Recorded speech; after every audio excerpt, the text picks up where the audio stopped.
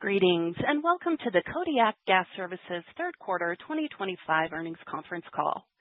At this time, all participants are in a listen-only mode. A question-and-answer session will follow the formal presentation.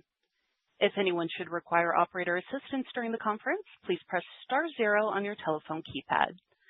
Please note this conference is being recorded. I will now turn the conference over to your host, Graham Sones. Please go ahead. Good morning, and thank you for joining us for the Kodiak Gas Services conference call and webcast to review third quarter 2025 results. Participating from the company today are Mickey McKee, President and Chief Executive Officer, and John Griggs, Executive Vice President and Chief Financial Officer.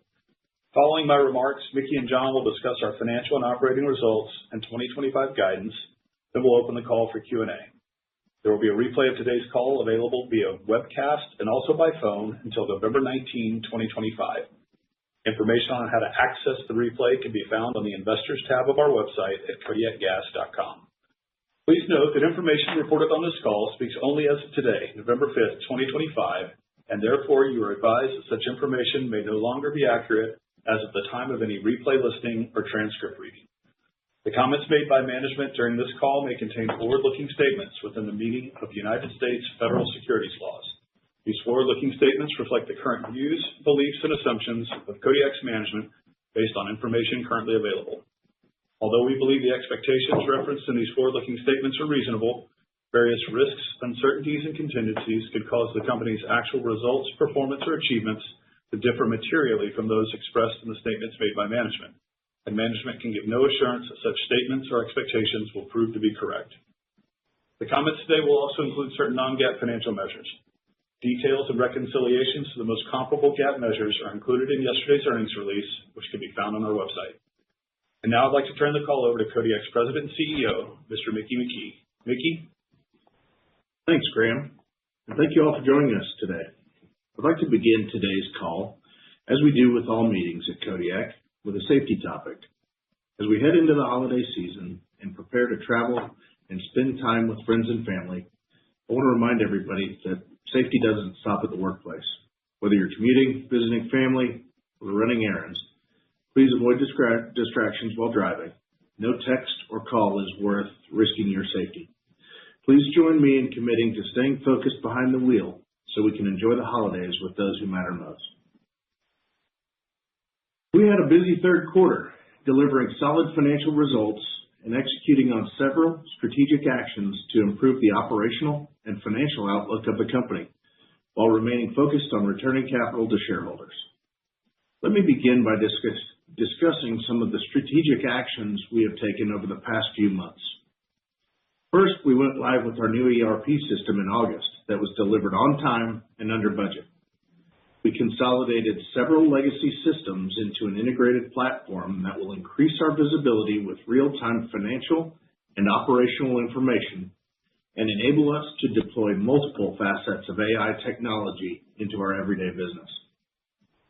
The implementation of the new ERP system involved a lot of hard work by the team, and I want to thank everyone involved for their dedication to getting this important project over the line. The new ERP system is a foundational step in our agentic AI initiatives. The team is currently working on multiple AI agents across a broad range of processes, including part sales, customer order handling, and supplier and inventory management. We're specifically excited about our tech parts agent, which will assist our field service technicians in locating the right parts for the job in an expedited manner. These agentic AI initiatives complement our operational AI initiatives, which include condition-based preventative maintenance scheduling and predictive failure detection, just to name a few. The next, as a result of the CSI acquisition 18 months ago, we inherited operations in 5 foreign countries. As part of our strategic goal to high-grade our fleet and concentrate capital and efforts on markets with the best combination of growth and returns, we made a decision to exit all of our international operations. I'm pleased to report that during the third quarter, we successfully exited the last of our international operations by divesting our operations and assets in Mexico, which included the sale of approximately 19,000 operating horsepower. We had great people in those countries, and I wish the buyers well, but we firmly believe that the U.S. is the right place to be for Kodiak in the contract compression business.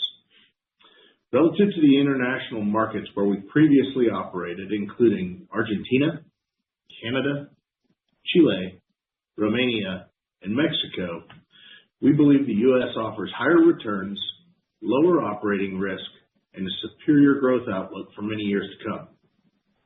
And we successfully divested all of these operating areas in under 18 months from the close of the highly successful acquisition of CSI. The next major initiative in Q3 that I'd like to highlight is the strategic moves we made with our balance sheet.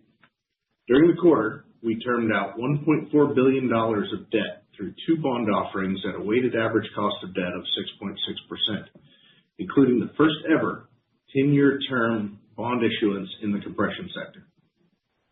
These offerings were another strategic step in de-risking our business and setting us up for continued growth and success by allowing us to stagger and extend our debt maturities and significantly increase our liquidity. We ended the quarter with $1.5 billion of availability in our ABL facility, giving us ample flexibility to pursue exciting future growth opportunities.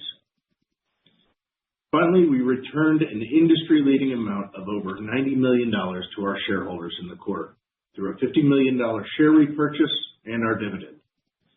Furthermore, as a result of the underlying strength of our business fundamentals, our strong financial results, and our outlook for future discretionary cash flow, we increased our quarterly dividend by another 9% to 49 cents per share, equal to approximately 35% of our discretionary cash flow, our stated goal for return of capital to our shareholders. Since September 2024, the $110 million in share repurchases we've completed have allowed us to reduce our share count by nearly 3.5 million shares. We have approximately $65 million available under this program, and we expect to use it. Share repurchases are a fundamental and exciting part of our overall shareholder return strategy. We ended the quarter with 4.35 million in revenue-generating horsepower. Average horsepower per revenue-generating unit was 965, a figure that continues to lead the industry and that has increased each quarter since we closed the CSI acquisition. In the third quarter, we deployed approximately 60,000 new horsepower that averaged more than 1,900 horsepower per unit, and roughly 40% of those new units were electric motor driven. We also added about 30,000 operating horsepower through a small purchase leaseback with an existing customer and through the exercise of an early buyout option on some previously leased units. Including the exit from Mexico, we divested approximately 26,000 operating horsepower of non-strategic units during the quarter. Our investments to grow the fleet, along with strategic divestitures of non-core units, drove our fleet utilization to roughly 98%, another industry-leading metric. Our large horsepower units remain fully utilized at over 99%, reflecting the continuing strong demand for large horsepower compression, and we expect that to continue. With new or expanded pipelines representing over 4.5 BCF a day of incremental Permian gas takeaway capacity coming online by the end of 2026, our Permian customers have been very active this fall in ordering new compression to be delivered next year. In addition to the new pipelines, there's another 4 BCF a day of sanctioned pipeline projects that are expected to be online by the end of the decade, with numerous other Permian egress projects in the works. Given the recent surge in new compression orders, new pipeline takeaway capacity, and forecasted natural gas volume growth, the lead times for new compression equipment has significantly stretched out to upwards of 60 weeks. We'll give you more details on our 2026 capital spending plans next quarter, but as a result of the high level of demand across the industry and our customers' needs, our capital plan for 2026 is effectively fully under contract. Before we discuss our third quarter financial results, a few thoughts about the macro environment. Since oil broke below $70 in the first quarter, we have seen the U.S. E&P industry adjust to the lower price environment in different ways. Permian operators have high-graded their drilling locations and realized increases in drilling and completion efficiencies, such as reducing days to drill, to help offset the decline in oil prices and rig count. The result is that we continue to see oil production growth from the Permian Basin and the U.S., and our customers continue to see accelerating growth in natural gas. So we expect 2026 to be a big year in gas growth from the Permian Basin. Given this backdrop, combined with the strength of our business model, the demand outlook for large horsepower compression remains very strong. Kodiak has continued to deliver top-line revenue growth, margin increases, and contract services segment growth throughout the year. Also, as I'll discuss shortly, we have taken several steps to reduce costs and boost our operating efficiencies. We see no reason why this dynamic won't continue into 2026, driving further revenue growth and margin improvement. Now turning to third quarter 2025 results. We once again delivered sequential growth in contract services, adjusted gross margin, and set another record in quarterly discretionary cash flow. As John will discuss in more detail, adjusted EBITDA for the quarter of $175 million was negatively impacted by over $5 million of non-recurring SG&A expenses associated with the divested Mexico business. Given strong customer demand, historically high industry-wide utilization, and disciplined decision-making by the contract compression industry, pricing conversations with customers continues to be constructive. We completed the majority of our planned 2025 contract renewals in the first half, but in Q3, we recontracted just over 200,000 horsepower at above our current fleet average. Contract services adjusted gross margin percentage matched the high water mark we set last quarter at 68.3%, a 230 basis point increase compared to the third quarter of 2024.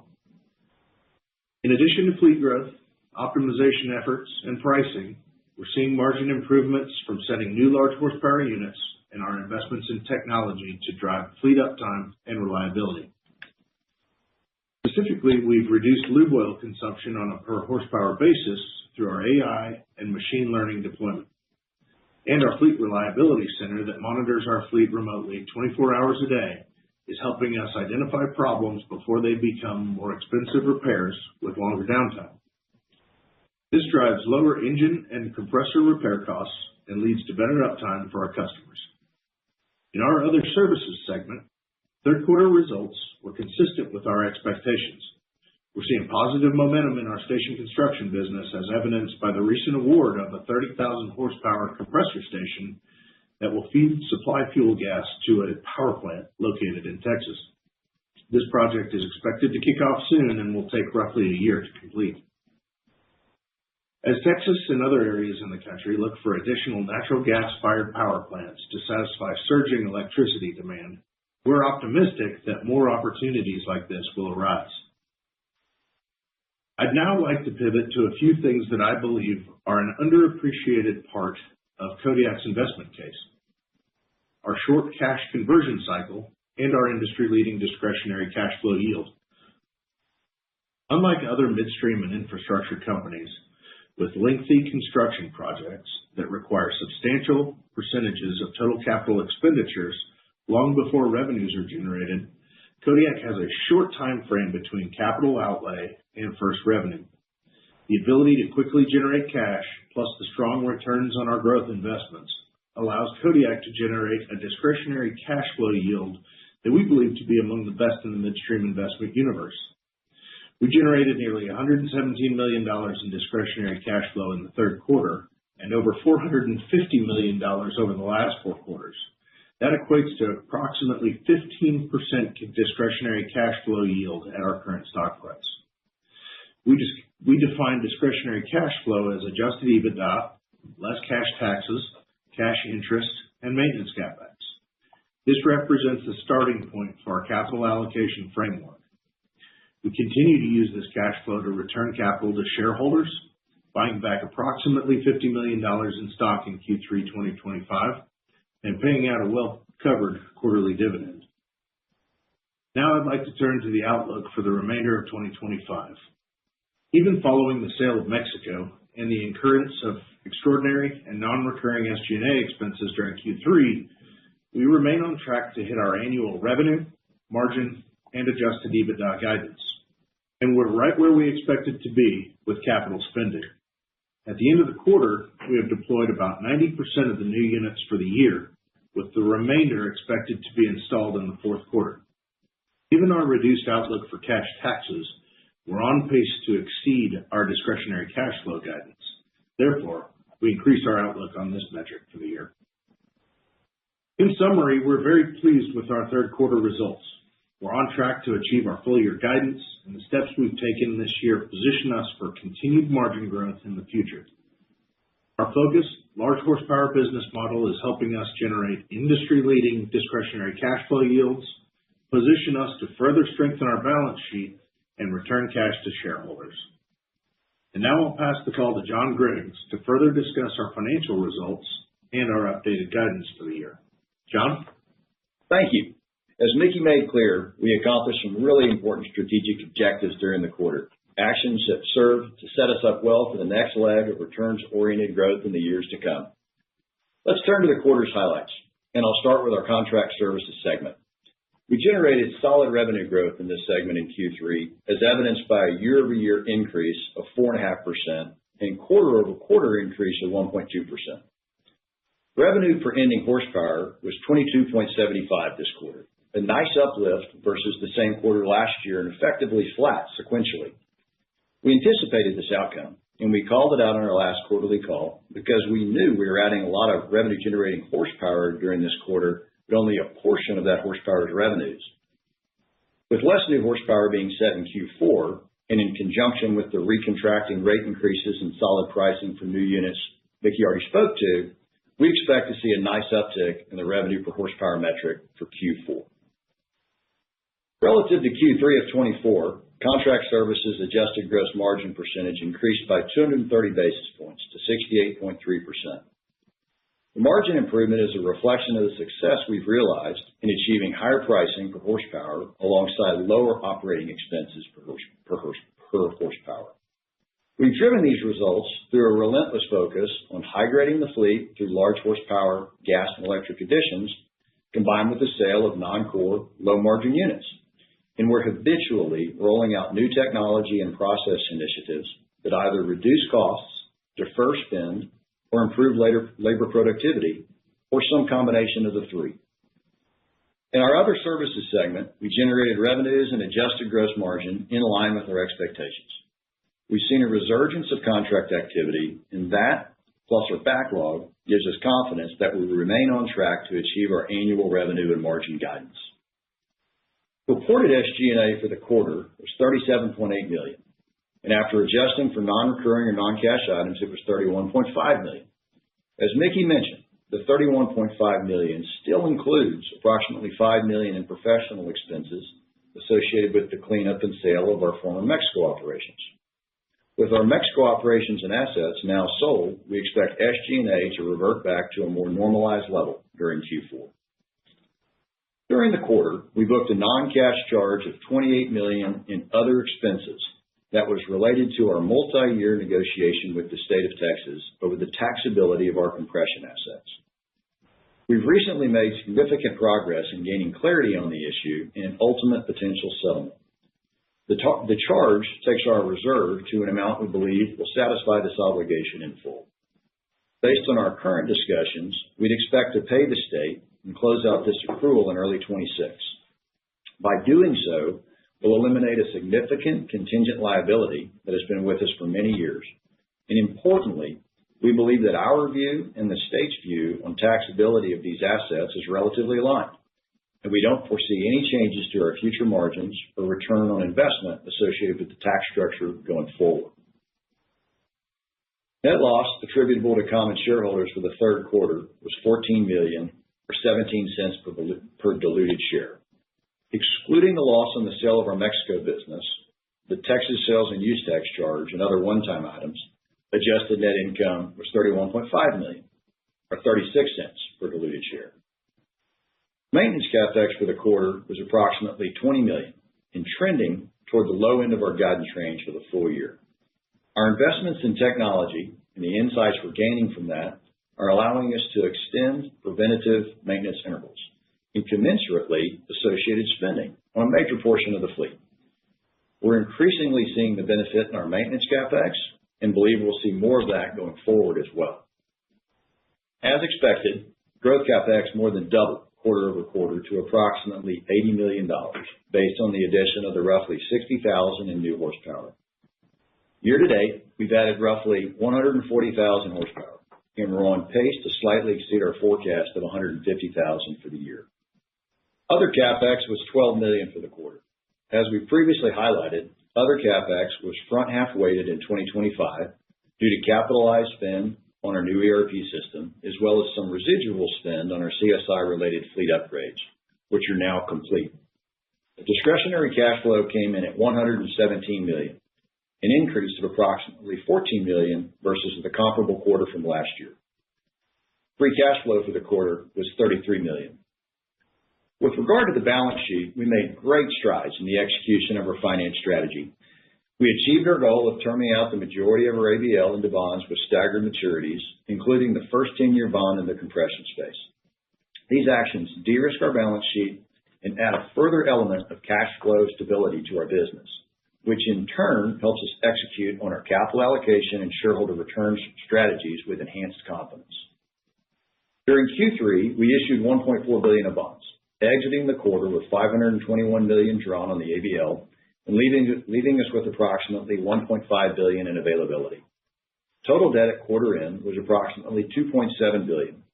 We exited the quarter with a credit agreement leverage ratio of around 3.8 times, up from the prior quarter, mainly as a result of debt financing fees as well as our $50 million share repurchase from EQT. We expect to exit the year at about 3.6 times. Last, our board recently declared an increased dividend of 49 cents per share. Even with two increases totaling nearly 20% this year, our dividend is well covered at 2.9 times. Briefly on guidance. As we close out the year, we remain on track to hit our segment level guidance for revenues and margins as well as adjusted EBITDA, even after all the extra spend on Mexico during Q3. On CapEx, our prior guidance remains unchanged, as the vast majority of 2025's capital spending is now behind us. We expect the fourth quarter CapEx and new unit growth will decline from Q3 levels. Thanks to our reduced outlook on cash taxes and the reduced spend we're seeing in maintenance CapEx, we're on pace to exceed our prior guidance for discretionary cash flow. We now expect to generate between $450 and $470 million in discretionary cash flow for the year. And with that, I'll hand it back to Mickey. Thanks, John. Our business model, which generates stable and recurring cash flows, is performing well in the current market. The demand outlook for contract compression remains robust, demonstrated by our ability to maintain strong pricing and continued growth in our industry-leading horsepower utilization. Additionally, our new unit horsepower order book is essentially fully contracted for 2026, as we capitalize on the robust outlook for growth in natural gas. Besides the top-line growth, we are successfully making steps to increase margins by divesting non-core units and investing in technology to reduce costs and increase uptime. These targeted actions have enabled us to reach new financial milestones across several important metrics. As a result, we delivered year-over-year increases in contract services revenue, adjusted gross margin, and set a new quarterly record in discretionary cash flow, strengthening our ability to return capital and drive ongoing value for Kodiak shareholders. Thank you for your participation today, and now we're happy to open up the line for questions. Operator? Thank you. We will now be conducting a question and answer session. If you would like to ask a question, please press star 1 on your telephone keypad. A confirmation tone will indicate your line is in the question queue. You may press star 2 if you would like to remove your question from the queue.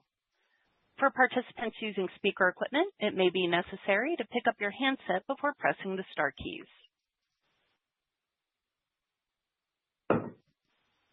And our first question comes from Doug Irwin with Citi. Hey, thanks for the time. I just wanted to start with 26 here, and I realize you haven't given any explicit guidance, but it sounds like you have a pretty good idea of what bookings are looking like into next year at this point. So just wondering if you could maybe provide a bit more detail about how the backlog's shaping up and maybe just high level, how you're thinking about fleet additions and pricing power relative to the last few years. Hey, Doug, this is Mickey. Thanks for being with us today. Yeah, we're not quite ready to give guidance into 26 quite yet, but like we said in our prepared remarks, we're effectively fully contracted out for what we plan on spending for next year.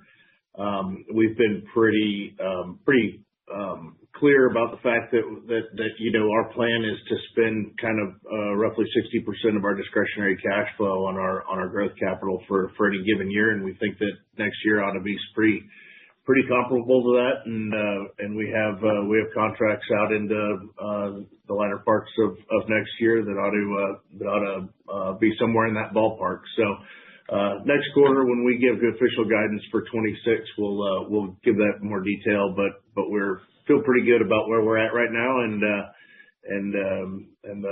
are set to have continued growth into next year.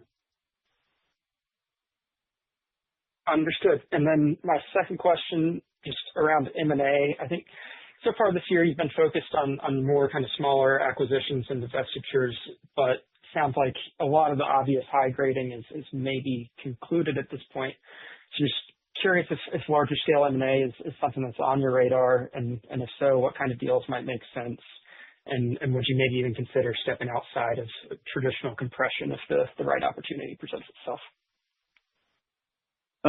Yeah, Doug, I mean, we definitely would consider that.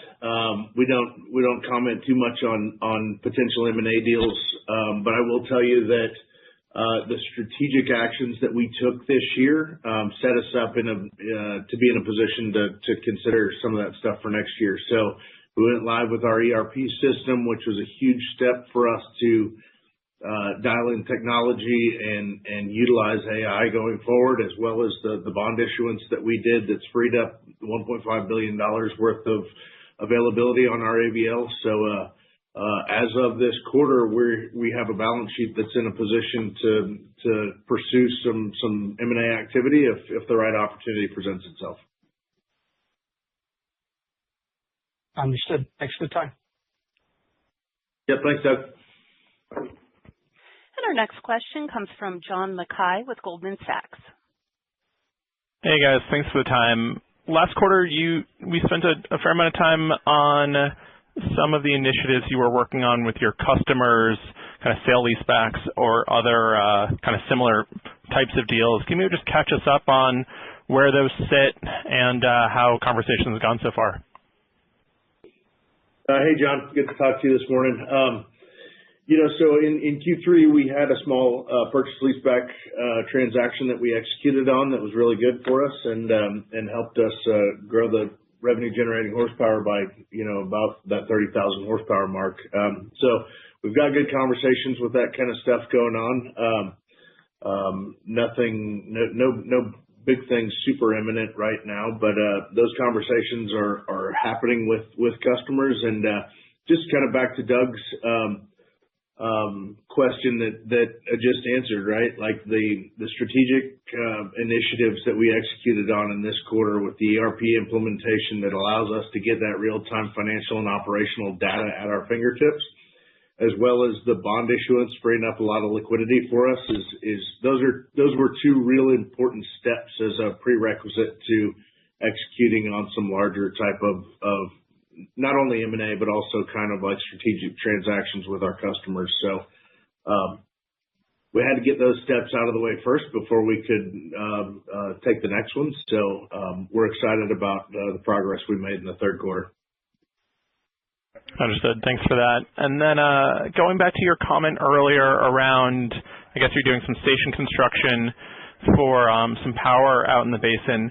Can you talk a little bit more about what the opportunity set looks like there for you guys, and whether Kodiak could get more kind of directly into the power gen side?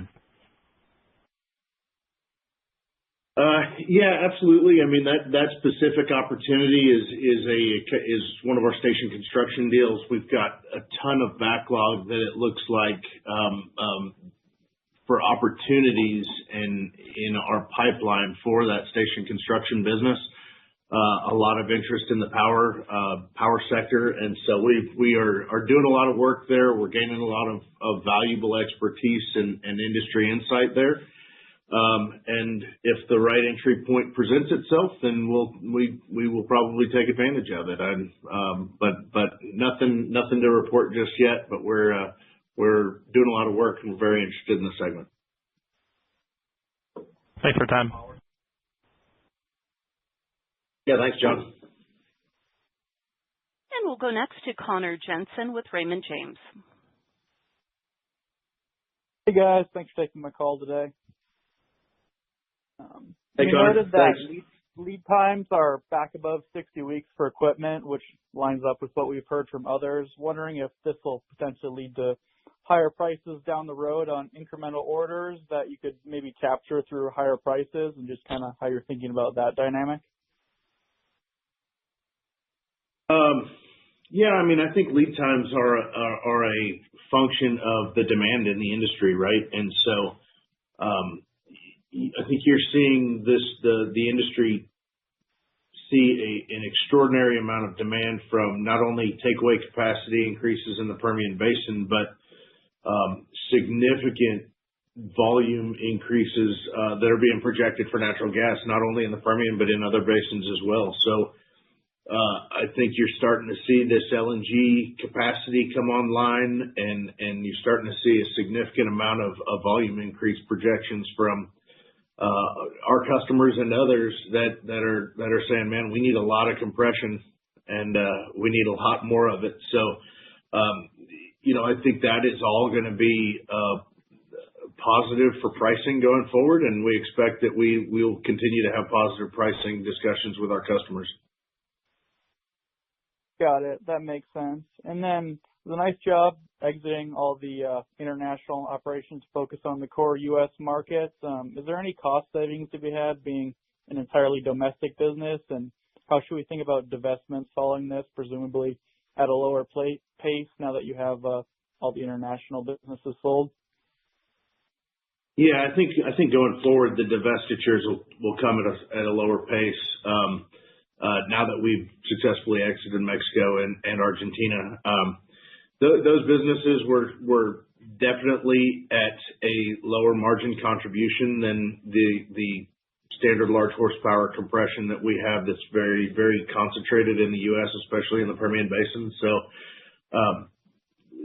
we're certainly divesting of lower margin business there. So I would consider, I would definitely think that it would be helpful to our overall margin. But it's pretty small contribution, so it's not going to be a big impact. And I will add to that, this is John too, and we called it out in the prepared remarks. It was in our press release. So we explicitly spent about $5 million on professional expenses in the third quarter in SG&A for a business that's now sold. So that's kind of all wrapping up. And so there is a bona fide savings you won't see repeat in the fourth quarter and beyond. Yep, got it. Thanks, guys. I'll turn it back. Yeah, thanks, Connor. Moving next to John Annis with Texas Cap. Hey, good morning, guys, and thanks for taking my questions. For my first one, with the new horsepower added this quarter, can you talk about how much of that is electric? I think you may have mentioned around 40% in your prepared remarks, if I heard you correctly. And then just more broadly, has there been any recent changes in your customers' desire to add electric motor drive compression? Yeah, thanks. This is John. I'll tackle the first piece and then hand it back to Mickey for the customer kind of feedback. So in the third quarter, we added around 60,000 new horsepower, and about 40% of it happened to be electric. We also, over the course of the year, have kind of told everybody that about 40% of the total order book for 25 was electric. So that was just a coincidence in terms of the third quarter versus the year. In terms of what Mickey's saying in the future, I'll turn it back to you. Yeah, I mean, I think that you're definitely seeing a little bit of a pullback away from electric-driven compression orders and inquiries coming in. It's just a power problem, especially in the Permian Basin. They're just the lead times for getting power and connecting to grid access is just a problem for people that have aspirations to go to electric. I think those aspirations are still there. They just are looking at shorter term solutions and that kind of thing that are going to than the longer term electric desires that they have. So the power problem is real and it's kind of shifting some of those customers' desire to go electric. Terrific. For my follow-up, you highlighted robust natural gas demand drivers, including power for data centers and LNG. Can you quantify what portion of your new unit deployments or backlog are directly tied to serving these emerging areas versus traditional wellhead production? And then are there any differences in contract terms, duration, or equipment requirements for these applications? John, it's really hard for us to quantify how much of our compression is going to serve, LNG versus data center demand and that kind of thing. Once that gas gets into a pipeline, you never know if that certain molecule is going to support fuel for power for a data center or it's heading to the Gulf Coast to be liquefied and sent to Europe for LNG. So, we really can't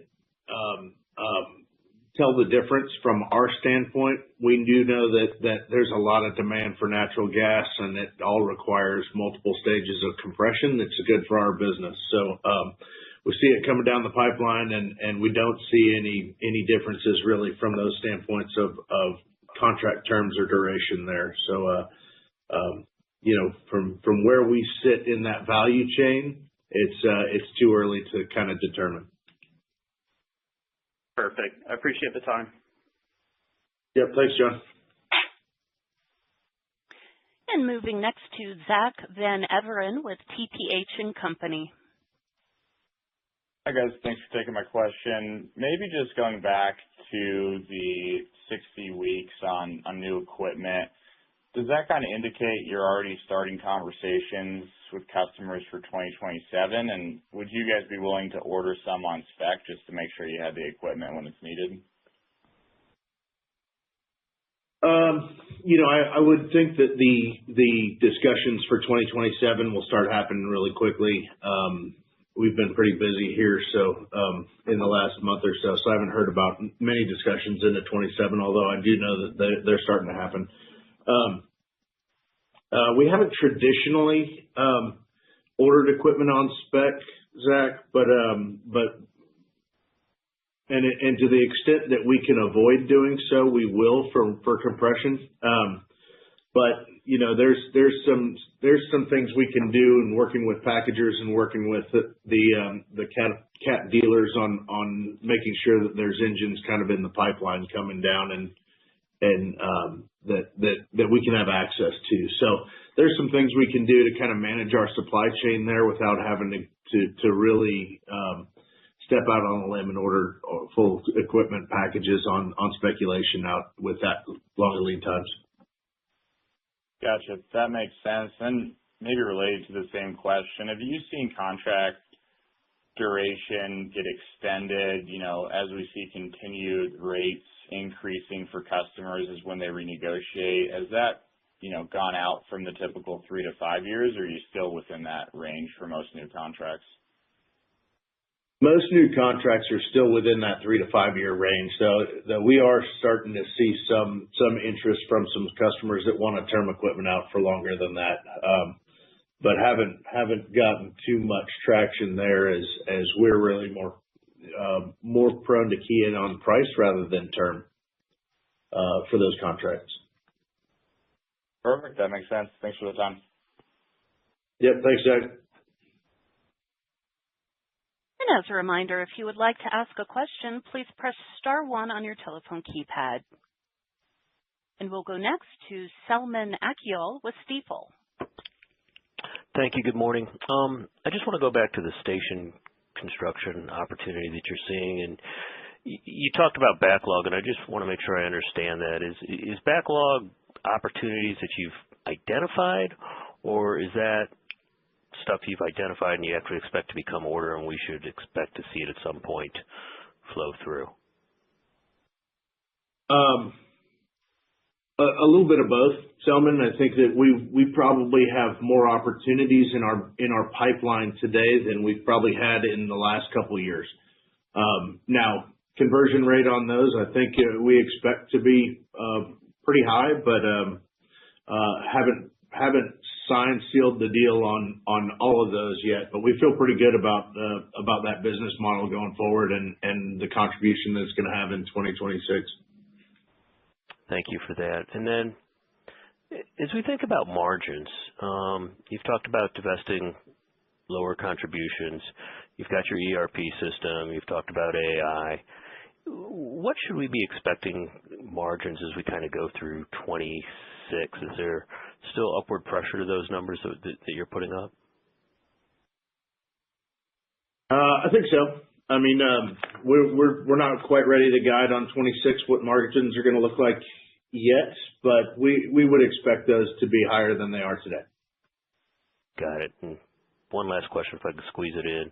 Can you just talk about what the outlook is for other basins besides the Permian? I know the Permian gets all the attention, but seeing any uplift in any others? Yeah, Simon, good question. And quite frankly, the bulk of the capital spend by our customers has gone to the Permian Basin, like you said. So we key on the Permian probably more than most people.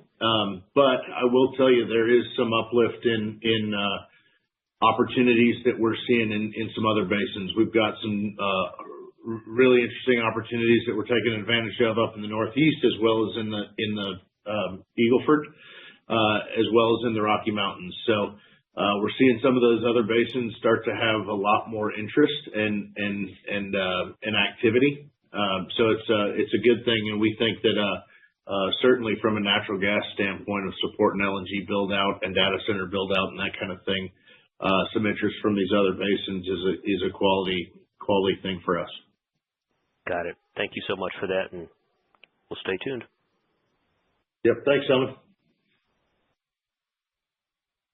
And we'll hear next from Eli Josen with J.P. Morgan. Hey, good morning.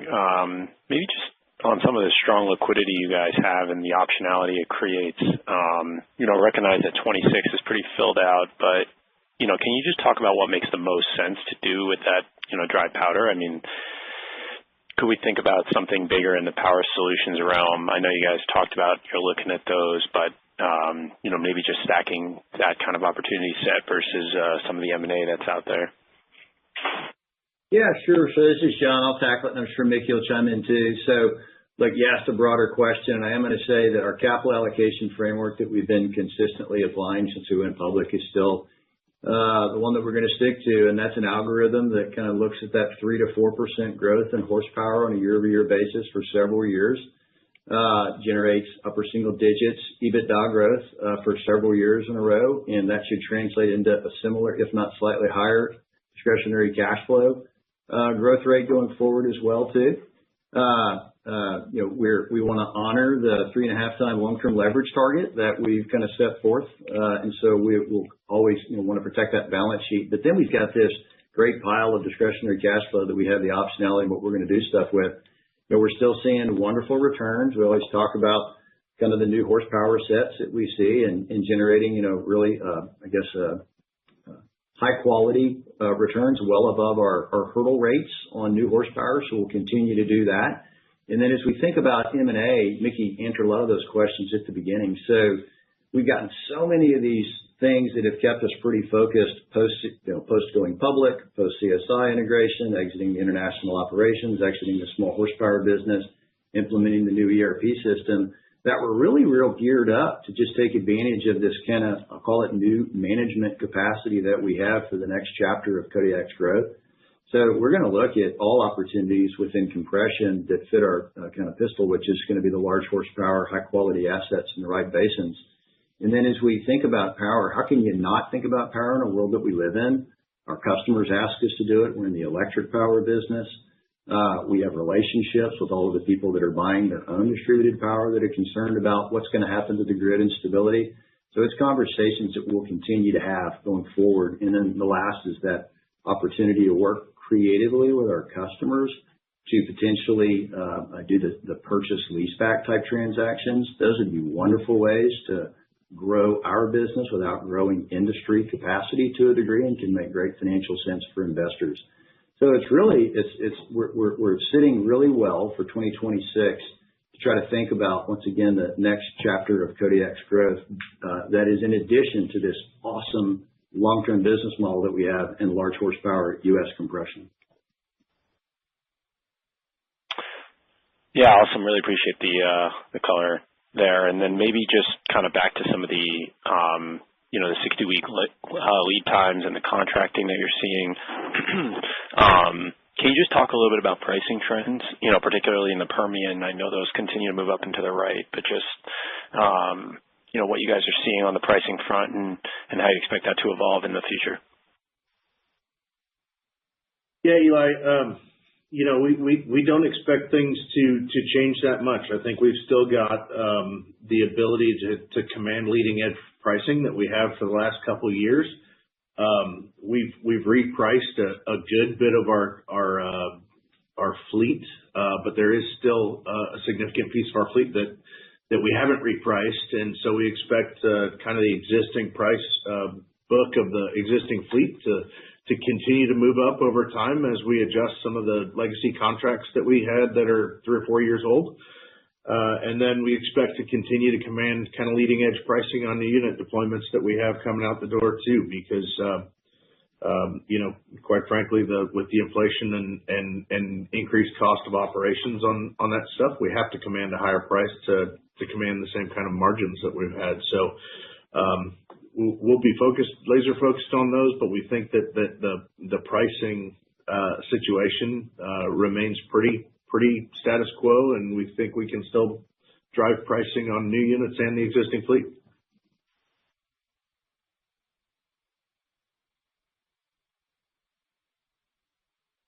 Anything further, Mr. Josen? I'll leave it there. Thanks. Thanks, guys. Thank you. Thanks, Eli. This now concludes our question and answer session. I would like to turn the floor back over to Mickey McKee for closing comments. All right. Thank you, operator, and thank you to everyone participating in today's call. We look forward to speaking with you again after we report our results for the fourth quarter. Ladies and gentlemen, thank you for your participation. This does conclude today's teleconference. You may disconnect your lines and have a wonderful day.